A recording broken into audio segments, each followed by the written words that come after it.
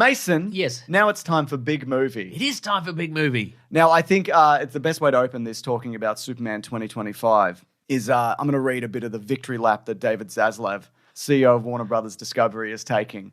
Because this is basically his idea. This is his baby. Yeah. You know? He's been working on this since 1938 or whatever. That's right. Yeah.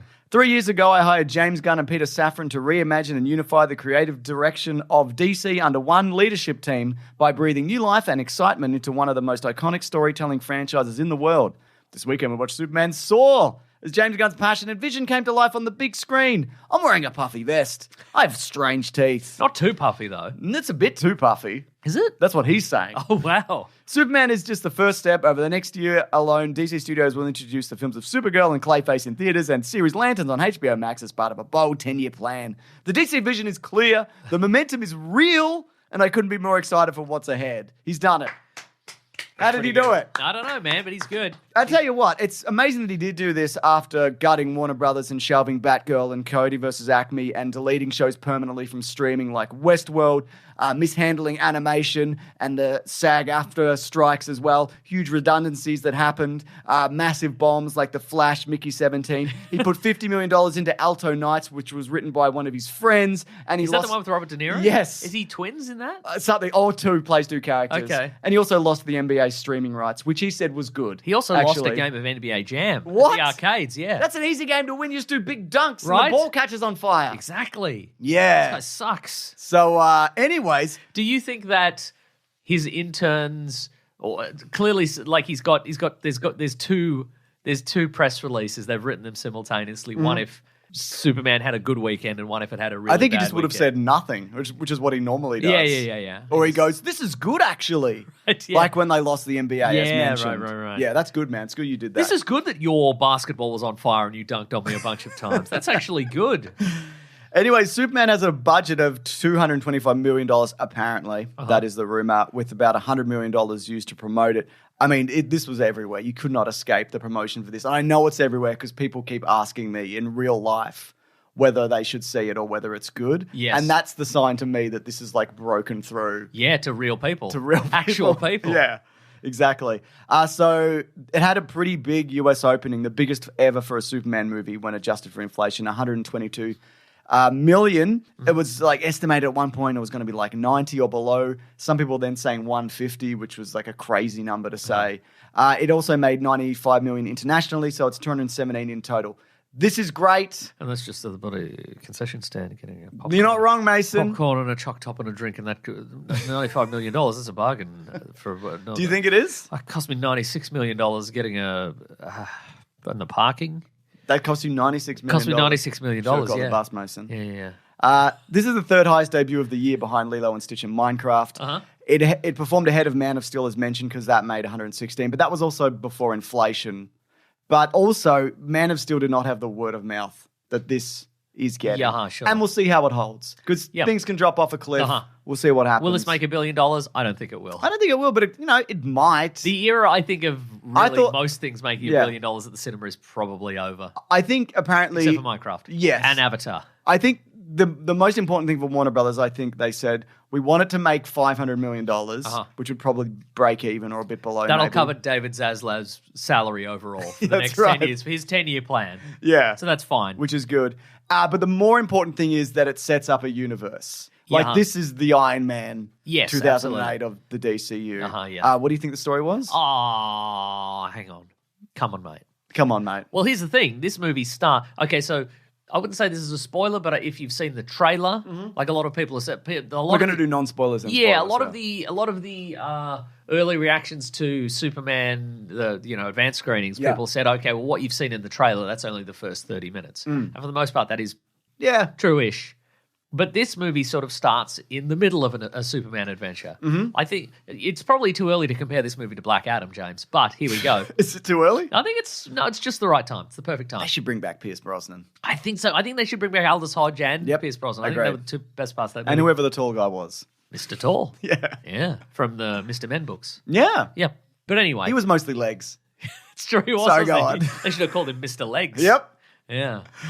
They should get Pedro Pascal's character from Materialist to be Mr. Legs. Mason, that's a spoiler.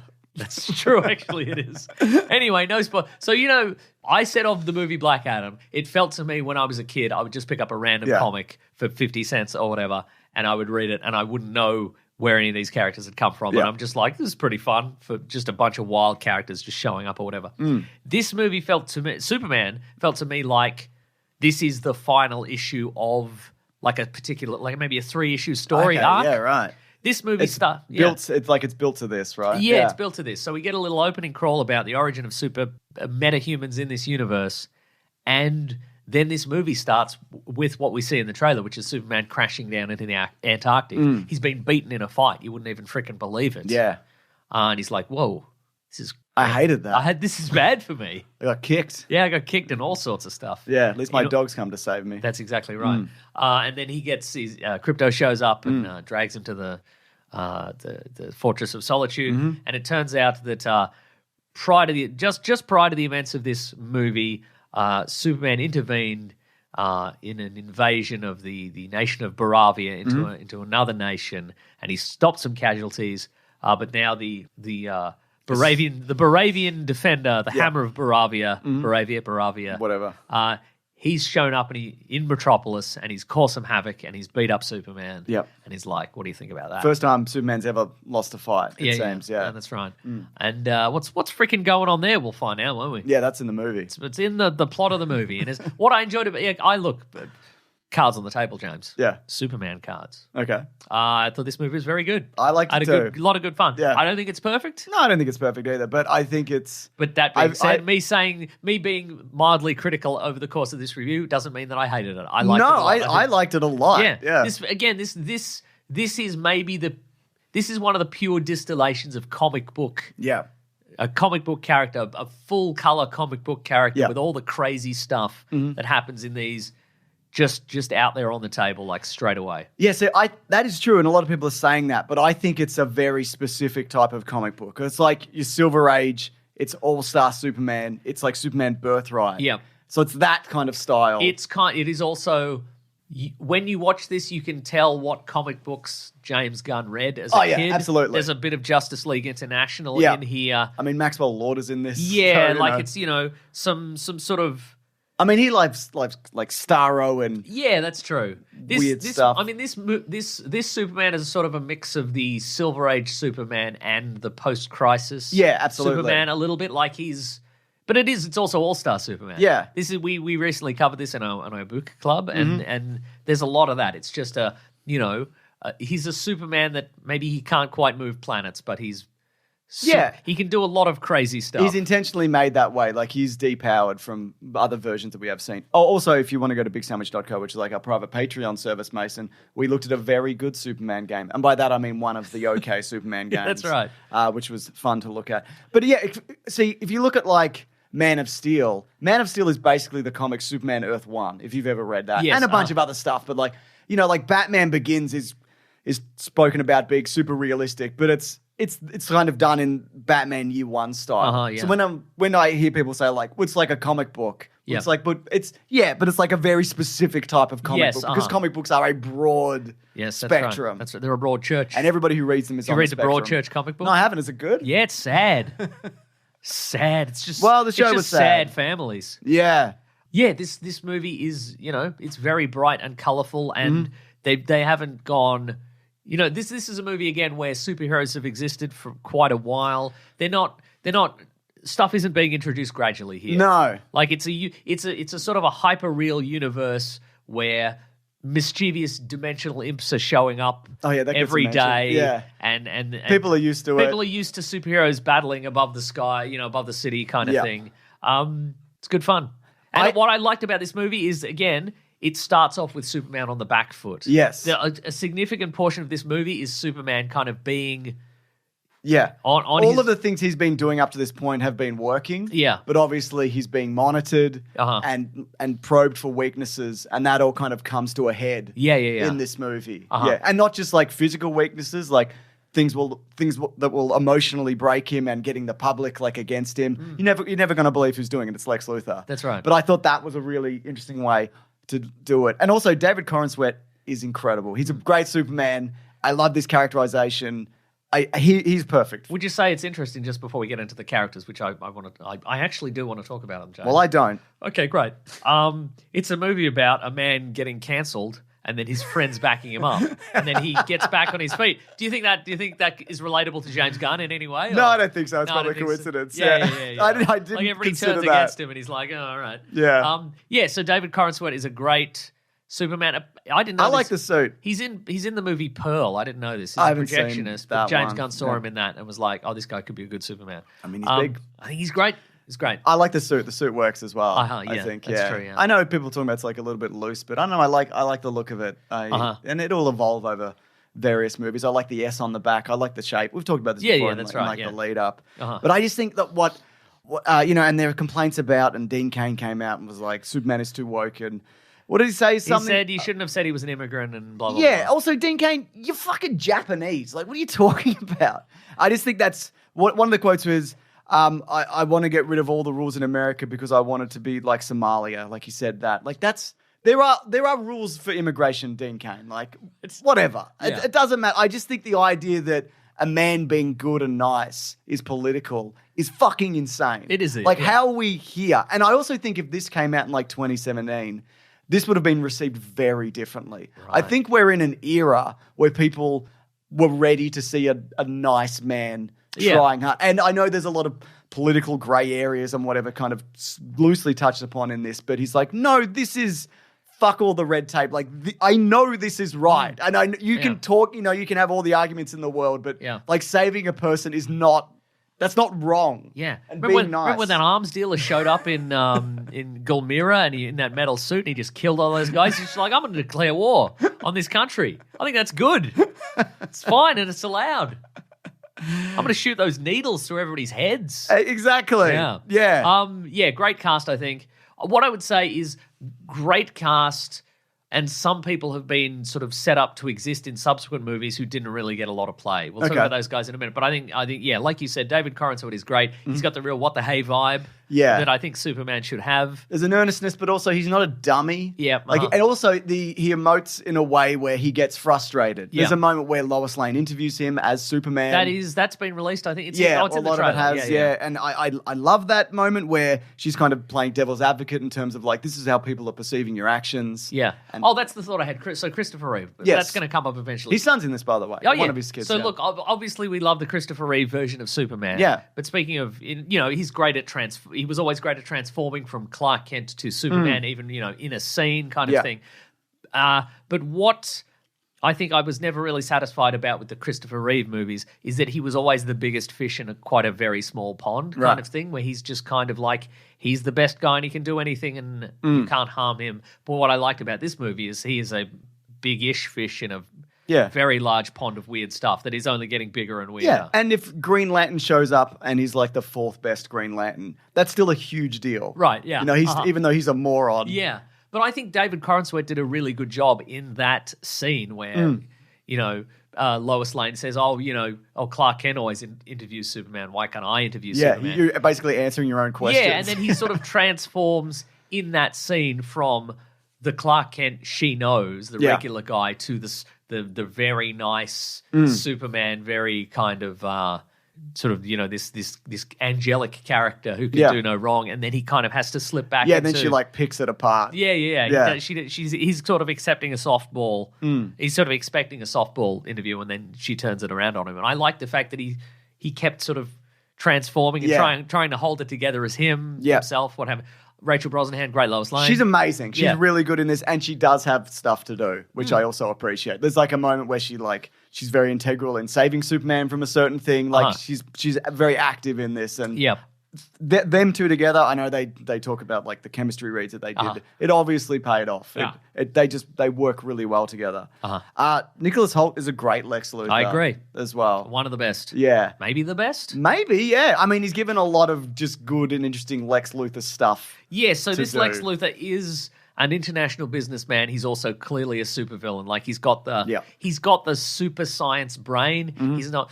you know, to some degree, he's also like Gene Hackman, Lex Luthor is always. Yeah. He's always about a land deal. I guess ultimately they had to Sort always of, bring yeah. it. They always have to bring it back to like the thing that he is super intelligent, but he's also really petty. Yeah, exactly. Like that's his vulnerability. I thought he was great. You know, he does some really awful stuff in this. There's one very particular thing that he does. It's like a hands-on terrible thing. Yeah. And I was really surprised they did that. Me too. And it just added to, because he's doing like kind of, not vague, but his actions aren't, he's not directly doing them. You don't see him physically doing things until he does one particular thing. And it's like, oh shit, this guy's That being said, also, he's got just a team of awful people working for him. I hated those guys. Otis is there. Yeah. He's got this team of like polo shirt, headset, smarmy little freaks who are all on his side and are like there to do mean stuff and facilitate all his awfulness. And it's like, you've nailed those guys. They are awful. Absolutely. I thought Jimmy Olsen was a lot of fun in this. They went with the all-star Superman. Jimmy Olsen is inexplicably a ladies' man. He's inexplicably, he's sort of like he's a ladies' man. He's just irresistible, and he's just competent, and he's the coolest guy. Yeah, even though he's just a regular guy. Yeah, kind absolutely. Of thing. Yeah, that's a lot of fun. He has a side story with Miss Tessmacher, who's from the original Superman movies. And she's really good also. I think she's fun too, yeah. And like more to that character than you'd think initially. We'll get to her in spoilers as well, I think. Yeah. We got Perry White. That's what's his name? Nathan Fillion, that's right. Come on, man. Wendell Pierce. Wendell Pierce from The Wire. Yeah. Underused. Yeah. Yeah, Like, I think it'll be another thing. There's a moment as well also where a bunch of characters from the Daily Planet have to get into an action sequence. And they're like, we'll take you and you. We'll take Lois and we'll take Jimmy and we'll take you. And we'll take this guy. And this guy just gets in the... And then he doesn't do anything. He doesn't do anything. I don't... Which guy... That wasn't the Steve Lombard character. No, Steve Lombard is there, but then there's another guy because there's room for one more. And he just gets... He's just in the thing, and then he just leaves. He doesn't say anything. I don't remember that. No, I didn't even notice that, yeah. We'll see, there you go, yeah. Yeah. Also, look, we have to touch on this because there is I would say for a movie like this, there is political messaging, specifically... parallels to a genocide happening in Gaza. And I know that this also was written after October 7th, but there's a lot of obvious stuff like the US funding them and things like... not them, the fictional nations that are in this movie. And there's images from that where they're, going to kill civilians that look like straight from the 2018 Gaza border protests. Like, I was surprised that it's very obvious. Like, it's not subtle, like, at all. And there's a kind of a private entity in the form of Lex Luthor who is making a lot of money on this. Yeah. And it could be, parallel for a number of conflicts. But it seems like this one. A lot of the general public is taking it as a particular one. Yeah. You know what I think wasn't great, though? Yes. I think the parental stuff is not...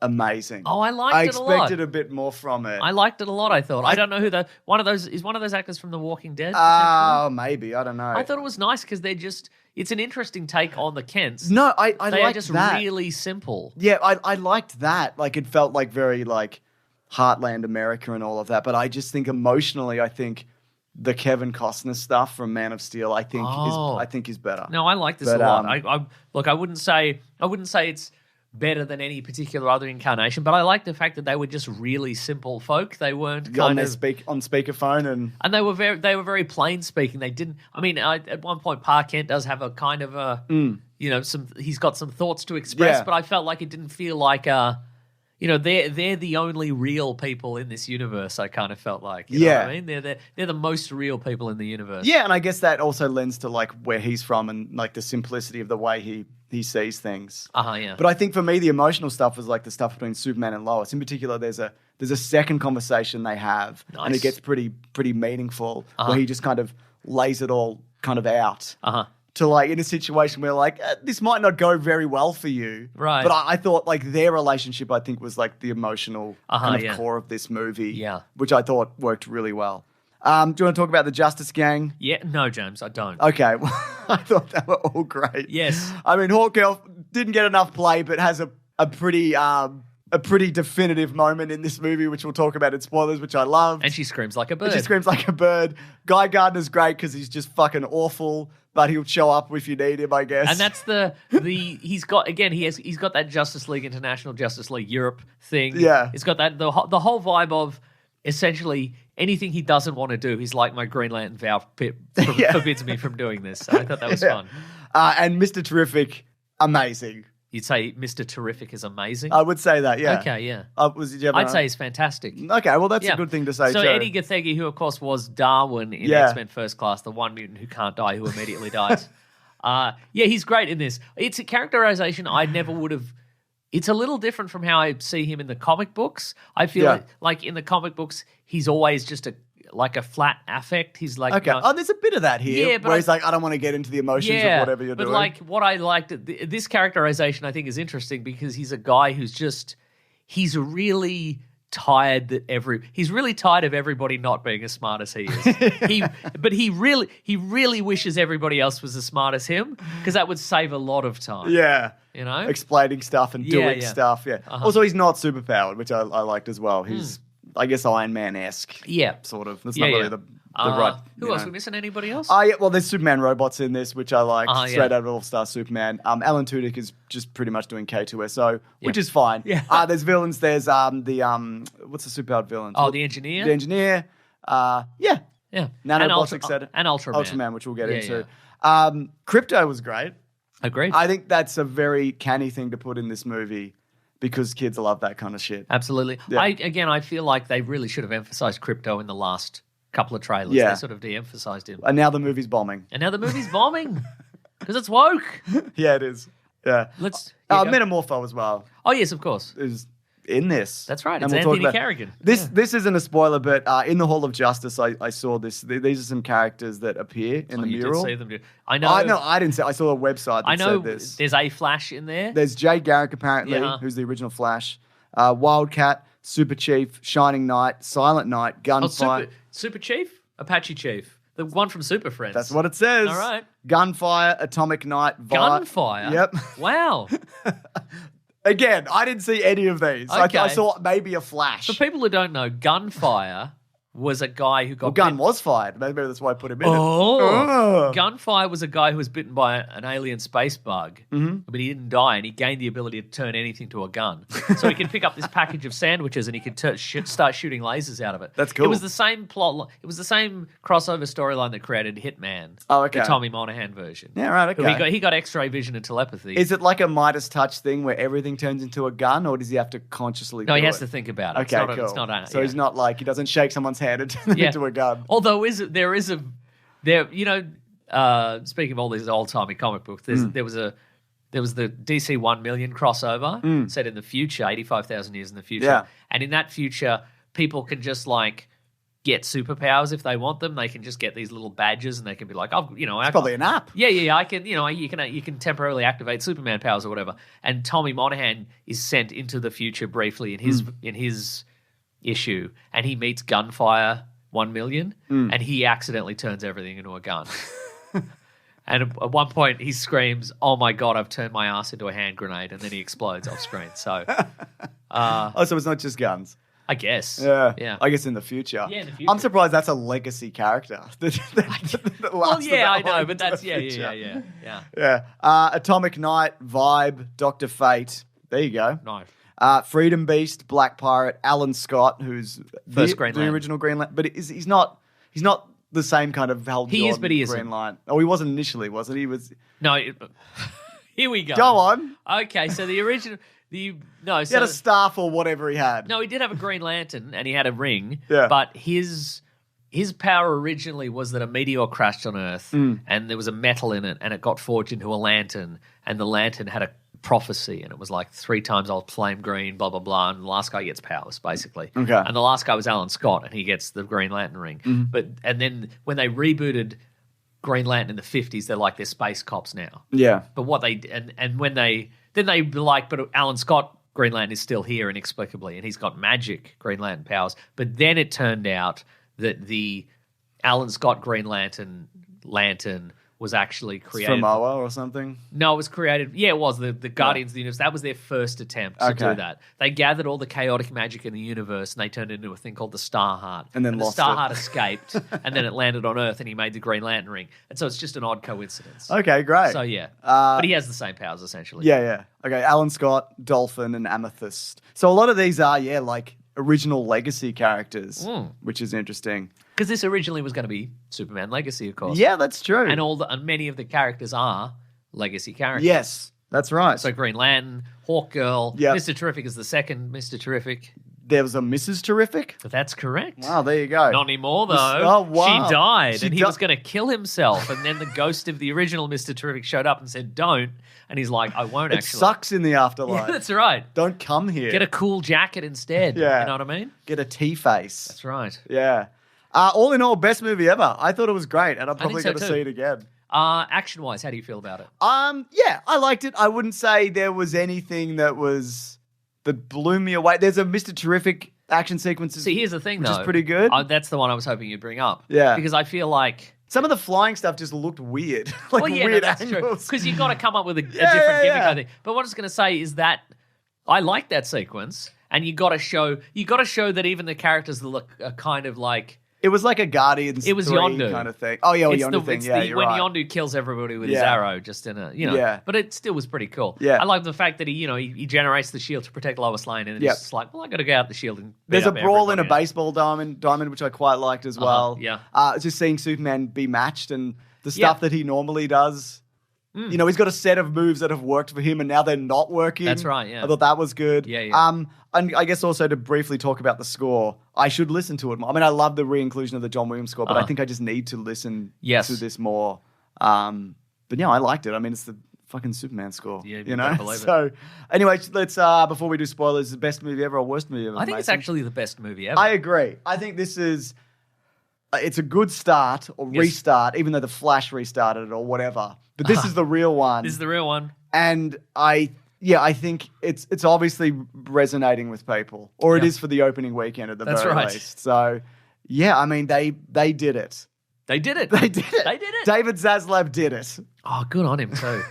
Who knew that vest contains such amazing sparks of creativity? I know, Who knew, right? eh? Yeah. Anyways, big time spoilers. It's time for big spoilers. There's a big glowing ball in the background at one point. You think it's a big deal in the trailer, but it's not. No, I mean, it's not a big deal at it is all. described as Superman describes it as just one of those dimensional imps. Yeah. So is that Mr. Mxyzptlk? Or another one. It could be another one, yeah. But it's funny seeing Green Lantern just hitting him with a bat in the, That's right. in the background. Yeah. Yeah. What's the My main son was like, why doesn't Green Lantern do... Because I saw it with my son. We went to the Yeah. Melbourne IMAX. Oh, here premiere he is, thing. and here he is bloody He loved hitting it with it. the logic. Yeah. He was like, why doesn't the Green Lantern... He's using like fists and hammers and stuff. And I'm like... Well, yeah, a lot of people say that, but also that one's an idiot. Yeah. Like other ones can do more advanced things, but that's who he is. He's a moron. A reference that I forgot, but I think is relevant is if there was a little bit of Superman versus the Elite, Yeah, definitely. because that initial storyline, and I think there's an animated version as well, that begins with a kaiju that's being stopped by the Elite, and they do it just by killing it. And Superman's like, I really would prefer that you didn't. And of course, in this, just as a distraction, Lex Luthor's goons release onto Metropolis a little tiny little kaiju creature that very quickly becomes, skyscraper sized, and he has to kind of take it down. But then the Justice Gang decide to kill it. Yeah. And Mr. Terrific pops some T-spheres down its throat and blows it up. Yeah. And that's when we see his X-ray vision briefly. That's right. Yeah. Another part of this movie is that you find out the true origin of Superman coming to Earth and why he was sent by Bradley Cooper. And his wife. And his wife from Westworld. Oh, it is too, yes. What's her name? But yeah, and so when Superman arrives on Earth, Angela Sarafian. Great. That's actually great. Oh, of course, she's one of the robots. Yeah, she's one of the robots. One of robots. Yeah. But when he's sent to Earth, of course, with a message from his parents, and it says "Be nice." It says "Be nice," and I've got a second thing to say, and then that second part's corrupted. Yeah. And then when Lex Luthor and the Engineer and Ultraman break into Superman's Fortress of Solitude, they find the message, and the Engineer decodes the second part where Bradley Cooper's like, actually, while you're there, Yeah. get a harem of wives and You can rule and everything. yeah, that'd be pretty sick. You Actually, have the time of your life. what did your son think about that? Did he ask what a harem was? No. I mean, he doesn't really know that much about Jor-El as far as like, he does, but like it didn't throw him. Right. I know that a lot of people don't like this particular idea of Jor-El, but Jor-El is not always good. Yeah, in Smallville, I think. In Smallville, he's the AI is evil, but there's also a real version that isn't as evil. Yeah. In the Prime Earth version of Jor-El survived, and he's like kind of a bad or kind of neutral version of the character. Uh-huh. So I didn't really have a problem with it because also like this planet to him is like nothing, it's somewhere on the other side of the galaxy, and you could It's just a place where his kid can survive. yeah, and be safe and have a good time. Yeah. So no, I didn't mind that at all. No. It's interesting because at one point one of the characters says to Lex Luthor, "Oh, you've doctored this footage to do whatever." And Lex Luthor's like, "No, to be clear, I just found this. This is real." And then Mr. Terrific confirms it's real. Yeah. Maybe there's a third part, but it seems real. I mean, also they can just change it if they want. Yeah. Like in the next movie, they could be like, well, Brainiac did it. Yeah. And Brainiac's technology is far in advance of Earth, so it looked real, but it actually wasn't real. You can actually talk to Bradley Cooper. If people really hate this, they can change it if I they don't want. think it's a but big deal. I think it's fine, and I think the message there obviously was he makes his own choices. Yeah. And another thing, when the Baravian forces invade Duranpur, is that the name of the other nation? Yeah, something like that. I think some people were disappointed. Not a real place. Not a real place. I think some people were disappointed. The ultimate reveal there is that Superman can't make it. He's busy, but he inspired the other guys. Yeah, I liked that. I liked it too. Because also, as you talked about earlier, like the Chris Reeve movies, which we love and God bless him. And respect. But it's just him. Yeah. But it's not just him here. That's right. And again, it's a big deal if Guy Gardner shows up, even though he sucks. Yeah, that's right. Yeah. Yeah. Yeah. He's inexplicably good at this for some reason. Yeah, but he would be. Like, he would be good at it. I also really like that Hawkeye. I also really like that Hawkgirl killed the guy, the president. Yeah, right. He's like, you won't kill me. You're nice like Superman. She's like, I'm actually terrible. I will kill you. Yeah. I like that a lot. Yeah, we killed that monster. Think we wouldn't kill you? Yeah. There was a real cynicism to her, which I liked. Yeah, I agree. Which is, I think it's the version of the character which is an alien but also reincarnated. I think they're doing a bit of both, apparently. Good. Great. Because her origin is not confusing enough. I think that's good. Love it. Put it in there. Because she's Shaira or I don't. Or Kendra, I don't know. I don't know. And Ultraman, and this was fairly obvious from when he showed up and the fortress opened. Yes.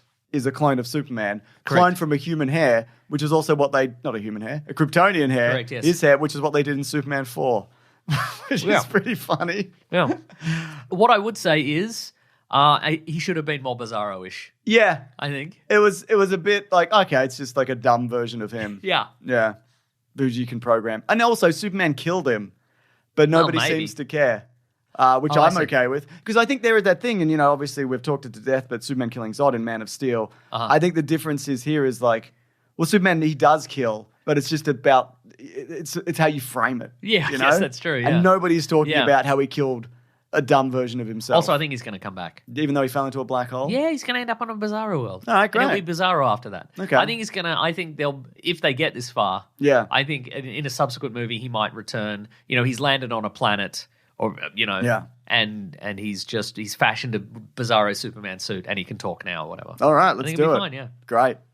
So I loved that there were the bot. So there's a big plot point was that Lex Luthor has created an unstable parallel pocket dimension. Like in Peacemaker. Where he's storing all his enemies. Yeah, all his political prisoners and just people he doesn't like. Yeah, people who did mean blog posts about him. And who he's got a yeah. It doesn't mean anything. It's not a parallel. It doesn't mean anything. True. He's got an army of infinite monkeys on social media. I fucking loved that. Yeah. I thought that's the stupidest thing I could have possibly seen in this movie. And I thought it was incredible. Agreed. It's just that it just reminded me of that Simpsons joke of Mr. Burns. Yeah. Is that something in All-Star Superman? Does he have something similar? Probably not. I don't know. No, I mean, we just read it, but I don't remember, to be honest. Yeah. But just the idea of the whole hate campaign and of everything, that's all fabricated by corporations and whatever to sway public opinion. And I just thought all that was Like there's a lot of throwback elements, but then they put in like modern day elements because it is this world kind of it's this weird kind of retro, but also modern world. There's also apparently like no New York or Chicago or whatever. This is a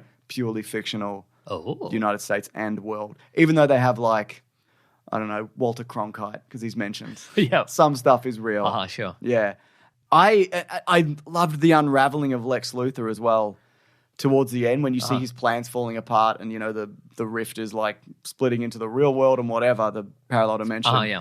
And there's a moment where Superman confronts Lex Luthor early on, where he gets his dog kidnapped, and Lex Luthor's so calm. Just before Superman flips his desk, he just lifts his coffee mug. You see him do it as the desk flies, and he's completely like in control, even though Superman's furious. And then at the end, when Superman flies in, he has a very different reaction because he's like, "Oh shit, this guy's actually very dangerous, and I may have taken this too far." And then he gets mauled by a dog, and that's true. And that was fun too. That is true. Yeah, but yeah, seeing like Lex Luthor break, I loved. Yeah. Nicholas Holt's very good. Yeah. Yeah. He kills that man. He kills that poor man. Oh, yeah, he does. He shoots a guy. Yeah. Yeah. The falafel vendor. Yeah. Very sad. No good. Yeah. Bad news. Again, I think that's probably very effective storytelling in the sense that I was hoping that nice man would live. Yeah. Or that, like, you know, Lex Luthor would be called away before the final, you know, the Russian roulette gun went off, but it didn't. That really indicates that, he's a bad guy. But I also liked at the end the Daily Planet headline. I was hoping for, you know, I was like, they can't leave this. It'll be Superman at the funeral, it'll be something like that. Yeah. But it was... Clark Kent did his headline story, and it wasn't about Superman. It was about this guy. It was a nice guy. Absolutely. And he, you know, helped Superman. I thought that was nice. Yeah, that was nice. God, good stuff. I did like this movie. I know you said I didn't, but I do actually. That's true. I also like it, despite all the bad things I've said about it. But I think it's good. Also, Supergirl's in this. And she's drunk, which is effective. I liked this a lot. I think I did. It also leads directly into Woman of Tomorrow. If you've read Woman of Tomorrow... Starts in a bar. That's exactly how this starts. Starts in a space bar where she can, you know, under a red sun where she can get drunk. Yeah. That being said, I kind of feel like if this movie did have a flaw, I think sometimes things got a little bit over-explained. Yeah. Like I didn't need Superman to be like, well, she went to a planet with a red sun so she could get drunk and blah, blah, blah. It's fine. She's drunk, and then she's you can drunk. figure it out. Just say she's drunk on space liquor. It's fine. Yeah, absolutely. Some people have pointed at this. So Millie Alcock, who's Supergirl, she was at the Golden Globes and she was up for House of the Dragon won an award or something. So she's on stage and she's really drunk. And I think that scene was based on that. She doesn't say anything. She doesn't, but she's clearly like. I'm sure you can find the clip on Twitter or whatever, but she's like, just what a nice time, and I am off my head right now. And Australian. She is Australian, so that's tradition for us. Costume's good too. I agree, it's very similar, obviously. Yeah. Okay, here's one thing I'll say, and they'll probably explain it in further movies. She knows him as a baby. If you don't know the origin of Supergirl, sometimes she's a weird Matrix character that can morph like a weird goo. Don't worry about that. Yeah, that's right. That's not this version. That's the version that they did in the 80s because they were like, there can't be any more. There can only be one Kryptonian in the universe. And then they're like, oh, that's a bit annoying, actually. How can we just have another one? And then Lex Luthor can date her. Yeah, and then she can be goo. Yeah. No, this is the Kara Zor-El version, who was sent to Earth also at a similar time to Clark Kent, but got caught in some kind of time rift. So by the time she arrived, Superman is a grown man and she's still a teenager. Yes, that's right. And she's a bit more cynical also because she remembers her planet when it exploded and everybody from there. But I guess she would also know his parents. Oh, yeah, so that's true. I was like, well, how are you going to square that? Because... That they suck, kind of. Yeah. Well, maybe she just doesn't want to say it. Yeah, but maybe, again, but maybe that's it. Because also, you know, I've seen people be critical, why is this character drunk? Why is she irresponsible, whatever? It's because she lost everything like he did, but she remembers it. Like when you want, she lived a whole life. When you read Supergirl, Woman of Tomorrow, you'll get it. But also maybe she's like, well, I got one friend here. I got one guy from my previous life. It's my cousin. Yeah. I don't want to tell him that his parents sucked. Yep, absolutely. Yeah. Because then he'd be like, well, I don't want to talk to you anymore. Yeah. And you could, you know. So she's kind, you know, he's the only one she can really relate to on that level. So maybe she's just like, I don't know. Also, she called him a bitch. And I think that's fun. And also, she doesn't want to really stay on Earth because, like, she's a space person. Yeah. So she's... A Spurson. A Spurson. So, you know, while he does Earth-based stuff, she's like, I don't know, I'm going to go do other shit. Spurth-based stuff. I'm going to do stuff with a sword in space. I'm going to do Perth-based stuff. I'm going to go to Perth. Yeah. There's also some... Summer Nats is on. I'm going to go, I don't know. Is it? In the winter, yeah. Is it? Yeah. There's post-credits as well, but it's Krypto and Superman on the moon, and then Superman being a bit rude by accident. Yeah, that's They true. don't mean anything, but they're just a bit of fun. They're a bit of fun. I think James Gunn, everything, I remember saying something about post-credits, so I can't remember, but everything that could lead to a sequel or a spin-off or whatever is in the actual movie. Yes, absolutely. Yeah. Which I think works. I think the idea of putting Supergirl in this was a very smart play for what comes next, because that's going to be the next DC and that movie. would be the post credits, I would think. Yeah. in a slightly different movie. But again, put it in the front and it's nice. I'm looking forward to that so much. Yeah, me too. I think that could be terrific. And I think Mr. Terrific. Well, speaking of, James Gunn, I think said in an interview, there is potential there for a Mr. Terrific series and a Jimmy Olsen series. I would like to see both of those. People are like, what would be in a Jimmy Olsen series? I don't know, more insane stuff than this, honestly. Because that's his whole vibe. Absolutely. He just gets into stuff way over his head all the time, and he gets turned into a turtle man. Yeah, so because he's a ladies' man. Also, just to take back, he gets information about Lex Luthor because he was in a relationship with Miss Tessmacher. So she sends him a bunch of stuff, and he thinks it's just a bunch of selfies, but she's been collecting data and information on Lex Luthor the entire time. So she's not as stupid as people think. It's even in a character poster, where she's taking the selfie. Yeah, it's great, and I think also that could lead to the evolution of their relationship, where he could realize that, oh no, she's like, there's more to this person than I initially gave her credit for, if they wanted to go that way. Yeah. Also, apparently the next Superman appearance won't be in a straight up sequel.